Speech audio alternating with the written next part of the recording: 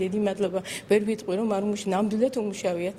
ძალიან ბევრი უმუშავიათ იმისთვის რომ ზუსტად დაედგინათ ვინ იყო მკვლელი და მიზეზია გასარკვევი რატომ მოკლა. გამოძიებას ვენდობები, იმიტომ რომ ეს მარტო ჩემი ტრაგედია ხომ არ იყო, ეს ხო ქვეყნის ტრაგედია და ამას ძალიან ბევრი უმუშავიათ ამისათვის. ბათუმის საქალაქო სამართლოში გაიმართა წინა სასამართლოს სხდომა ირანის რესპუბლიკის მოქალაქე მოჰამად ამინ როინტანის მიმართ. პროცესზე მოხდა მტკიცებულების დასაშვებად ცნობის საკითხის განხილვა, ესე მხარეები გარკვეულ მტკიცებულებზე შევთანხმდით როგორც უდავო მტკიცებულებებზე, შესაბამისად სასამართლო მიიჩნევა ჩვენ შუამდგომლობაზე და საქმეზე მოხდა არსებითი განხილვის სხდომის ჩანიშვნა.